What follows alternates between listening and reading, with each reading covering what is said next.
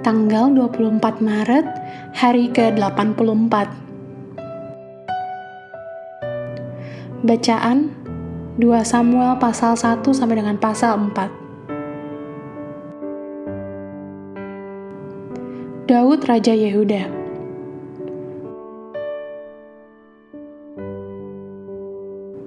Garis besar, 2 Samuel melanjutkan narasi 1 Samuel dan kronik-kronik yang menjadi keunggulan Daud sebagai pemimpin Israel.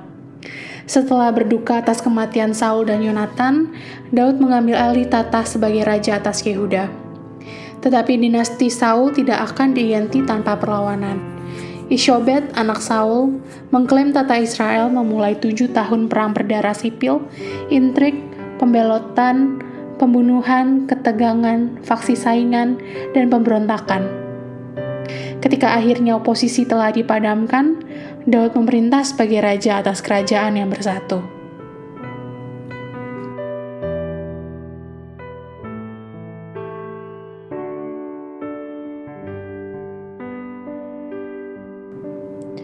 Renungan Harian. Lihatlah Matius pasal 12 ayat 25, dan dengan serius bacalah 2 kali. Sekarang, tanyakan pada diri sendiri 2 pertanyaan ini. 1. Bagaimana ayat ini terbukti benar bagi bangsa Israel selama pemerintahan Daud? Kedua, apa arti ayat ini di rumah saya? Di zaman Daud, banyak orang berjuang untuk posisi kepemimpinan dan kekuasaan. Beberapa darinya bahkan akan merancang, membunuh, atau mengubah posisinya untuk memenuhi tujuan pribadi mereka. Hasilnya adalah ketidakstabilan, ketidakpastian, dan kematian sampai negara itu bersatu di bawah satu pemimpin. Banyak kegiatan yang bersaing untuk menarik perhatian Anda. Televisi, klub, kegiatan keluarga, fungsi sipil, pertemuan gereja, semuanya menuntut waktu dan energi Anda. Di banyak rumah hasilnya adalah kebingungan, frustasi, dan kurangnya fokus atau persatuan. Keluarga seperti negara, berfungsi paling baik ketika mereka beroperasi di bawah satu kepala. Adakanlah rapat keluarga untuk berbicara tentang kepemimpinan di rumah Anda. Luangkanlah waktu untuk melihat bagian Alkitab yang berhubungan dengan kepala di rumah Anda. Efesus pasal 5 ayat 21 sampai pasal 6 ayat 4, Kolose pasal 3 ayat 18 sampai 21. Kemudian pilih tujuan keluarga Anda untuk minggu yang akan datang. Suatu kegiatan yang akan menghormati Tuhan dan bermanfaat bagi setiap anggota keluarga.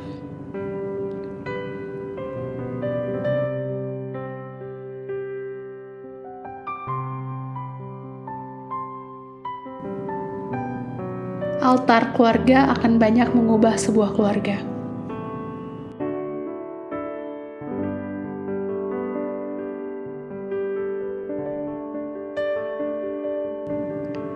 Pendalaman.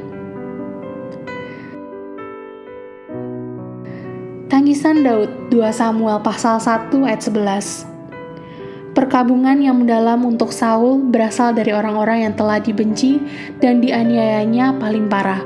Pasal 1 ayat 11. Bandingkan kejadian ini dengan Yesus yang berduka atas kota Yerusalem hanya beberapa hari sebelum penduduk kota itu memakukannya ke kayu salib. Matius pasal 23 ayat 37 sampai 39.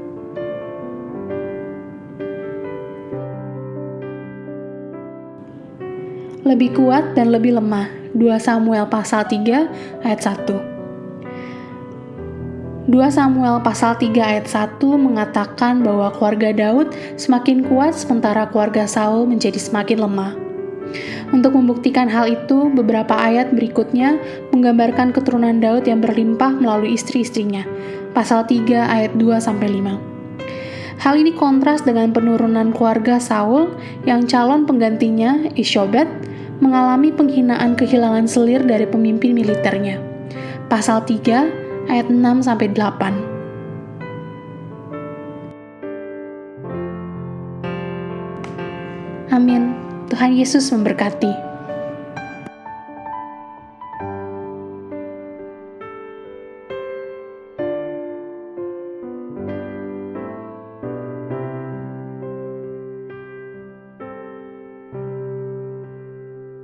Kitab 2 Samuel. 2 Samuel pasal 1. Daud menerima kabar kematian Saul. Setelah Saul mati, dan ketika Daud kembali sesudah memukul kalah orang Amalek, dan tinggal 2 hari di Siklag, maka datanglah pada hari ketiga seorang dari tentara, dari pihak Saul, dengan pakaian terkoyak-koyak, dan tanah di atas kepala. Ketika ia sampai kepada Daud, sujudlah ia ke tanah dan menyembah. Bertanyalah Daud kepadanya, "Dari manakah engkau?" Jawabnya kepadanya, "Aku lolos dari tentara Israel." Bertanyalah pula Daud kepadanya, "Apakah yang terjadi? Coba ceritakan kepadaku." Jawabnya, "Rakyat telah melarikan diri dari pertempuran. Bukan saja banyak dari rakyat yang gugur dan mati, tetapi Saul dan Yonatan anaknya juga sudah mati." Lalu Daud berkata kepada orang muda yang membawa kabar kepadanya itu, "Bagaimana kau ketahui bahwa Saul dan Yonatan anaknya sudah mati?" Orang muda yang membawa kabar kepadanya itu berkata, "Kebetulan aku ada di pegunungan Gilboa." Maka tampaklah Saul bertelekan pada tombaknya, sedang kereta-kereta dan orang-orang berkuda mengejarnya. Ketika menoleh ke belakang, ia melihat aku, lalu memanggil aku, dan aku berkata, "Ya Tuanku." Ia bertanya kepadaku, "Siapakah engkau?" Jawabku kepadanya, "Aku seorang Amalek." Lalu katanya kepadaku, "Datanglah kemari dan bunuhlah aku, sebab kekejangan telah menyerang aku, tetapi aku masih bernyawa." Aku datang ke dekatnya dan membunuh dia, sebab aku tahu ia tidak dapat hidup terus setelah jatuh. Aku mengambil jejamang yang ada di kepalanya dan gelang yang ada pada lengannya, dan inilah dia kubawa kepada tuanku. Lalu Daud memegang pakaiannya dan mengoyakkannya, dan semua orang yang bersama-sama dengan dia berbuat demikian juga. Dan mereka meratap, menangis, dan berpuasa sampai matahari terbenam karena Saul, karena Yonatan anaknya, karena umat Tuhan, dan karena kaum Israel, sebab mereka telah gugur oleh pedang. Kemudian bertanyalah Daud kepada orang muda yang membawa kabar itu kepadanya, "Asalmu dari mana?" Jawabnya, "Aku ini anak perantau orang Amalek." Kemudian berkatalah Daud kepadanya, "Bagaimana? Tidakkah engkau segan mengangkat tanganmu, memusnahkan orang yang diurapi Tuhan?" Lalu Daud memanggil salah seorang dari anak buahnya dan berkata, "Kemari, paranglah dia." Orang itu memarangnya sehingga mati. Dan Daud berkata kepadanya, "Kau tanggung sendiri darahmu, sebab mulutmu lah yang menjadi saksi menentang engkau, karena berkata, 'Aku telah membunuh orang yang diurapi Tuhan.'" Ratapan Daud karena Saul dan Yonatan. Daud menyanyikan nyanyian ratapan ini karena Saul dan Yonatan anaknya, dan ia memberi perintah untuk mengajarkan nyanyian ini kepada Bani Yehuda. Itu ada tertulis dalam kitab orang jujur. "Kepermayanmu, hai Israel, mati terbunuh di bukit-bukitmu. Betapa gugur para pahlawan. Janganlah kabarkan itu di Gad. Janganlah beritakan itu di lorong-lorong Askelon, supaya jangan bersuka cita anak-anak perempuan orang Filistin. Supaya jangan beria-ria anak-anak perempuan orang-orang yang tidak bersunat. Hai gunung-gunung di Gilboa, jangan ada embun, jangan ada hujan di atas kamu. Hai padang-padang pembawa kematian, sebab di sanalah perisai para pahlawan dilumuri. Perisai Saul yang tidak diurapi dengan minyak, tanpa darah orang-orang yang mati terbunuh, dan tanpa lemak para pahlawan, panah Yonatan tidak pernah berpaling pulang, dan pedang Saul tidak kembali dengan hampa. Saul dan Yonatan, orang-orang yang dicintai dan yang ramah, dalam hidup dan matinya tidak terpisah. Mereka lebih cepat dari burung raja wali, mereka lebih kuat dari singa. Hai anak-anak perempuan Israel, menangislah karena Saul, yang mendandani kamu dengan pakaian mewah dari kain kirmisi, yang menyematkan perhiasan emas pada pakaianmu. Betapa gugur para pahlawan di tengah-tengah pertempuran. Yonatan mati terbunuh di bukit-bukitmu. Merasa susah aku karena engkau, saudaraku Yonatan. Engkau sangat ramah kepadaku. Bagiku cintamu lebih ajaib daripada cinta perempuan. Betapa gugur para pahlawan dan musnah senjata-senjata perang.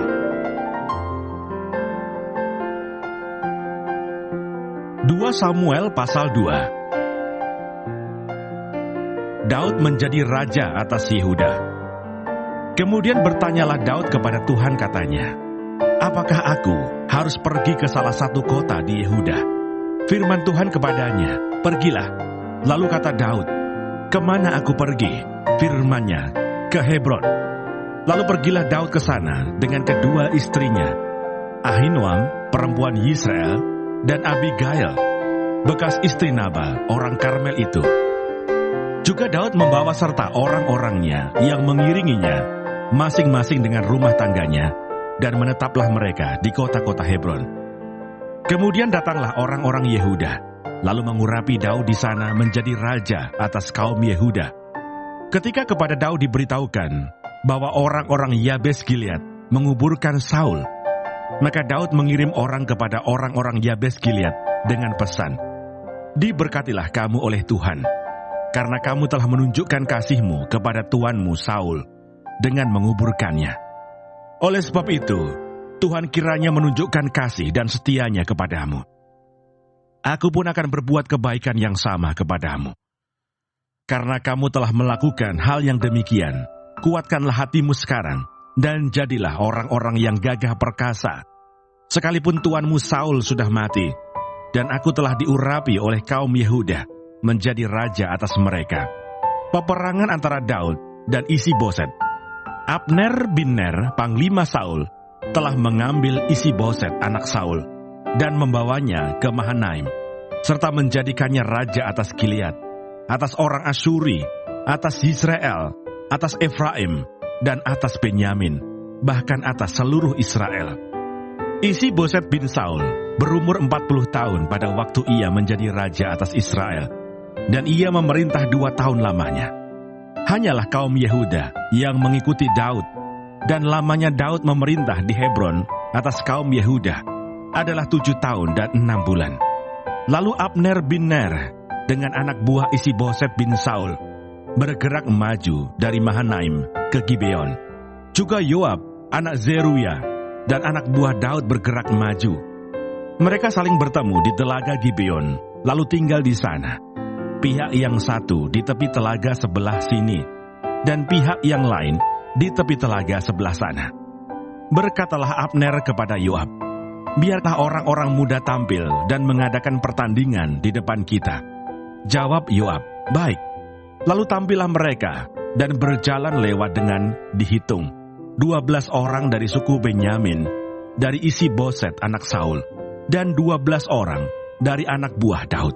Kemudian mereka masing-masing menangkap kepala lawannya dan menikamkan pedangnya ke lambung lawannya, sehingga rebahlah mereka bersama-sama. Sebab itu tempat itu disebutkan orang Helkat Hasurim, letaknya dekat Gibeon. Pada hari itu pertempuran sangat hebat, dan Abner serta orang-orang Israel terpukul kalah oleh anak buah Daud. Ketiga anak laki-laki Zeruya, yakni Yoab, Abisai, dan Asael ada di sana. Asael cepat larinya seperti kijang di padang. Asael mengejar Abner dan tidak menyimpang ke kanan atau ke kiri dalam membuntutinya. Lalu Abner berpaling ke belakang dan bertanya, "Engkaukah itu Asael?" Jawabnya, "Ya, aku." Kemudian berkatalah Abner kepadanya, "Menyimpanglah ke kiri atau ke kanan. Tangkaplah salah seorang dari orang-orang muda itu dan ambillah senjatanya." Tetapi Asael tidak mau berhenti membuntuti Abner. Berkatalah sekali lagi Abner kepada Asael, "Berhentilah membuntuti aku. Apa aku harus memukul engkau sampai jatuh? Bagaimana aku dapat memandang muka Yoab abangmu itu?" Tetapi Asael menolak berhenti. Lalu Abner menusuk ke belakang, ke perut Asael dengan tombaknya, sehingga tombak itu menembus belakangnya. Dan rebahlah ia di sana, dan mati di tempat itu juga. Semua orang yang datang ke tempat Asael rebah dan mati itu berhenti di sana. Tetapi Yoab dan Abisai mengejar Abner.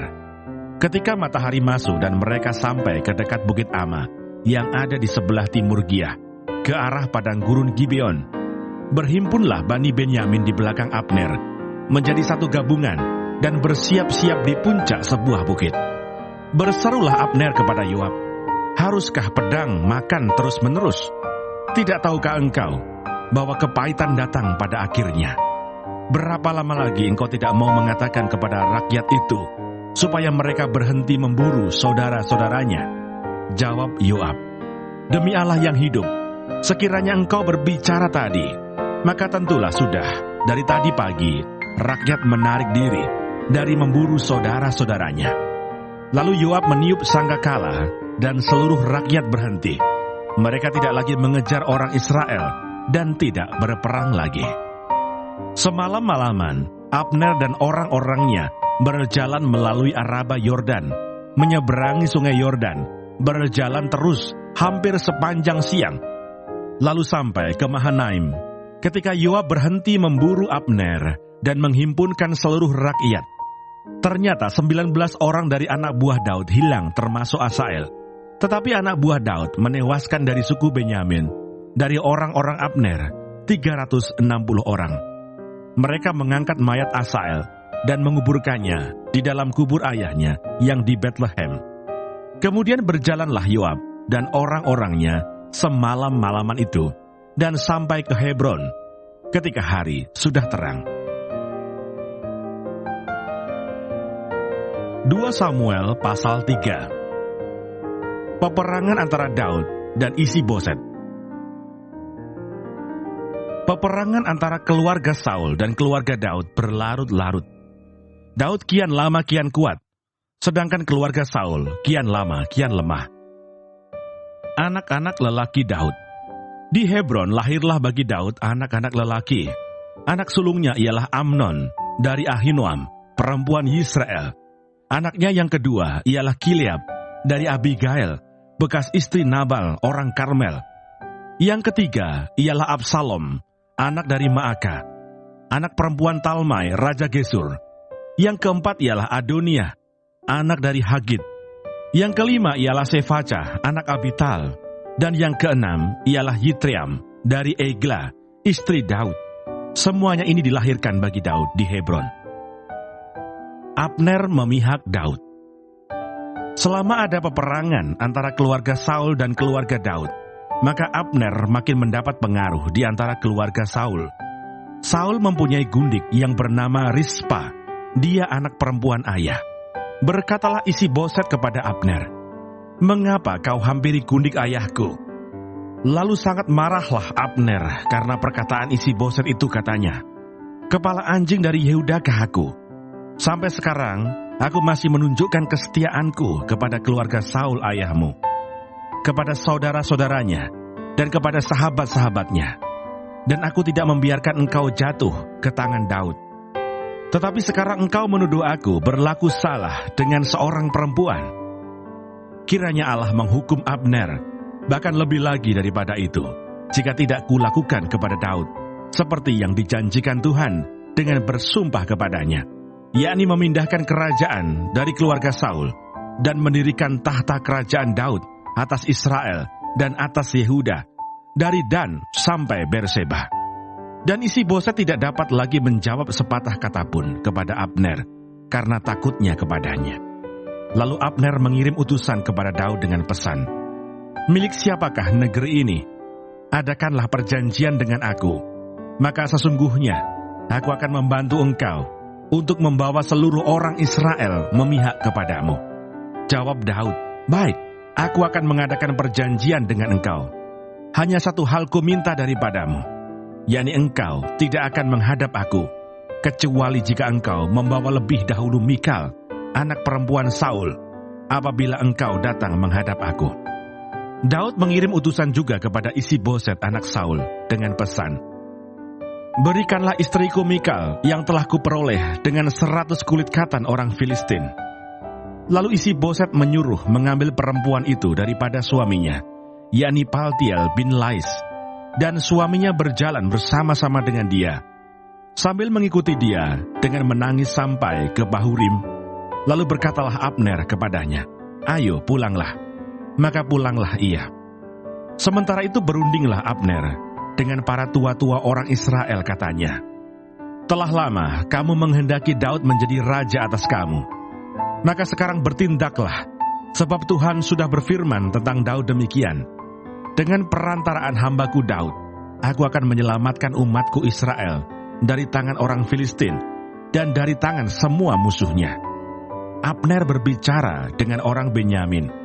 Pula Abner pergi membicarakan dengan Daud di Hebron segala yang sudah dipandang baik oleh orang Israel dan oleh seluruh kaum Benyamin.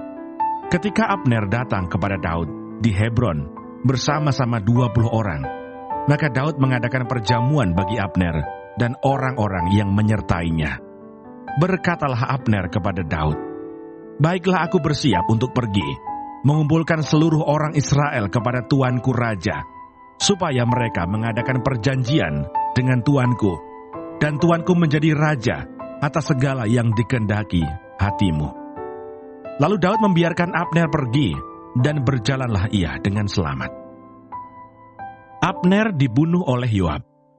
Anak buah Daud dan Yoab baru saja pulang setelah mengadakan penggerebekan, dan mereka membawa pulang jarahan yang banyak. Tetapi Abner tidak lagi bersama-sama Daud di Hebron, sebab ia telah dilepasnya pergi dengan selamat. Ketika Yoab bersama dengan segenap tentaranya sudah pulang, diberitahukan kepada Yoab demikian, Abner bin Ner telah datang kepada raja, dan ia sudah dibiarkannya pergi dengan selamat. Kemudian pergilah Yoab kepada raja, katanya, "Apakah yang telah kau perbuat? Abner telah datang kepadamu. Mengapa engkau membiarkannya begitu saja? Apakah engkau tidak kenal Abner bin Ner itu? Ia datang untuk memperdaya engkau, dan untuk mengetahui gerak-gerikmu, dan untuk mengetahui segala yang hendak kau lakukan." Sesudah itu keluarlah Yoab meninggalkan Daud, dan menyuruh orang menyusul Abner. Lalu mereka membawanya kembali dari perigi Sira tanpa diketahui Daud. Ketika Abner kembali ke Hebron, maka Yoab membawanya sebentar ke samping di tengah-tengah pintu gerbang itu, seakan-akan hendak berbicara dengan dia dengan diam-diam. Kemudian ditikamnyalah dia di sana pada perutnya, sehingga mati, membalas darah Asael adiknya. Ketika hal itu didengar Daud, kemudian berkatalah ia, "Aku dan kerajaanku tidak bersalah di hadapan Tuhan sampai selama-lamanya terhadap darah Abner bin Ner itu. Biarlah itu ditanggung oleh Yoab sendiri dan seluruh kaum keluarganya. Biarlah dalam keturunan Yoab tidak putus-putusnya ada orang yang mengeluarkan lelehan, yang sakit kusta, yang bertongkat, yang tewas oleh pedang, atau yang kekurangan makanan." Demikianlah Yoab dan Abisai adiknya membunuh Abner, karena ia telah membunuh Asael adik mereka di Gibeon dalam pertempuran. Dan berkatalah Daud kepada Yoab dan kepada segala rakyat yang bersama-sama dengan dia, "Koyakanlah pakaianmu, dan lilitkanlah pada tubuhmu kain kabung, dan merataplah di depan mayat Abner." Raja Daud sendiri pun berjalan di belakang usungan mayat ketika orang menguburkan Abner di Hebron. Maka menangislah raja dengan suara nyaring pada kubur Abner, dan seluruh rakyat pun menangis. Karena Abner, raja mengucapkan nyanyian ratapan ini, "Apakah Abner harus mati seperti orang bebal? Tanganmu tidak terikat, dan kakimu tidak dirantai. Engkau gugur seperti orang gugur oleh orang-orang durjana." Dan seluruh rakyat itu makin menangis karena dia. Seluruh rakyat datang menawarkan kepada Daud untuk makan roti selagi hari siang. Tetapi Daud bersumpah, katanya, "Kiranya Allah menghukum aku, bahkan lebih lagi daripada itu, jika sebelum matahari terbenam, aku mengecap roti atau apapun." Ketika seluruh rakyat melihat hal itu, mereka menganggap hal itu baik, seperti segala sesuatu yang dilakukan raja dianggap baik oleh seluruh rakyat. Maka tahulah seluruh rakyat dan seluruh Israel pada hari itu, bahwa pembunuhan Abner bin Ner bukanlah rancangan raja. Kemudian berkatalah raja kepada para pegawainya, "Tidak tahukah kamu bahwa pada hari ini gugur seorang pemimpin seorang besar di Israel. Tetapi aku ini sekarang masih lemah, sekalipun sudah diurapi menjadi raja. Sedang orang-orang itu, yakni anak-anak Zeruya, melebihi aku dalam kekerasan. Kiranya Tuhan membalas kepada orang yang berbuat jahat, setimpal dengan kejahatannya. 2 Samuel pasal 4. Isi-Boset dibunuh. Ketika didengar anak Saul bahwa Abner sudah mati di Hebron, maka hilanglah keberaniannya, dan terkejutlah seluruh orang Israel. Anak Saul mempunyai 2 orang sebagai kepala gerombolan. Yang satu bernama Baana, dan yang kedua bernama Rekab. Keduanya anak Rimon, orang Benyamin, dari Beerot. Sebab Beerot pun terhitung daerah Benyamin. Orang Beerot sudah melarikan diri ke Gitaim, dan menjadi pendatang di sana sampai sekarang. Yonatan anak Saul mempunyai seorang anak laki-laki yang cacat kakinya. Ia berumur 5 tahun. Ketika datang kabar tentang Saul dan Yonatan dari Israel, inang pengasuhnya mengangkat dia pada waktu itu, lalu lari. Tetapi karena terburu-buru larinya, anak itu jatuh dan menjadi timpang. Ia bernama Mephiboset. Anak-anak Rimon, orang Beerot itu, yakni Rekab dan Baana, pergi. Lalu sampai pada waktu hari panas terik ke rumah Isi-Boset, ketika ia sedang berbaring siang hari. Kebetulan penjaga pintu rumah itu mengantuk dan tertidur ketika sedang membersihkan gandum. Demikianlah Rekab dan Baana menyusup ke dalam. Mereka masuk ke dalam rumah itu. Ketika Isi-Boset sedang berbaring di atas tempat tidurnya, di dalam kamar tidurnya, membunuh dia, lalu memenggal kepalanya. Mereka membawa kepalanya itu, lalu berjalan semalam-malaman melalui jalan dari Araba Yordan. Kepala Isi-Boset itu dibawa mereka kepada Daud di Hebron, dan mereka berkata kepada raja, "Inilah kepala Isi-Boset anak Saul musuhmu itu, yang ingin mencabut nyawamu. Tuhan pada hari ini telah membiarkan tuanku raja mengadakan pembalasan atas Saul dan atas keturunannya." Tetapi Daud menjawab Rekab dan Baana, saudaranya, anak-anak Rimon, orang Beerot itu, katanya kepada mereka, "Demi Tuhan yang hidup yang telah membebaskan nyawaku dari segala kesesakan. Ketika ada orang yang membawa kabar kepadaku demikian, Saul sudah mati, dan memandang dirinya sebagai orang yang menyampaikan kabar baik, maka aku menangkap dan membunuh dia di Siklag. Dan dengan demikian, aku memberikan kepadanya upah kabarnya. Terlebih lagi sekarang, setelah orang-orang fasik membunuh seorang yang benar di rumahnya, di atas tempat tidurnya, tidakkah aku menuntut darahnya daripada kamu dan melenyapkan kamu dari muka bumi?" Sesudah itu Daud memberi perintah kepada anak buahnya untuk membunuh mereka. Tangan dan kaki mereka dipotong, kemudian mayat mereka digantung di tepi telaga di Hebron. Tetapi kepala Isi-Boset diambil dan dikuburkan di dalam kubur Abner di Hebron.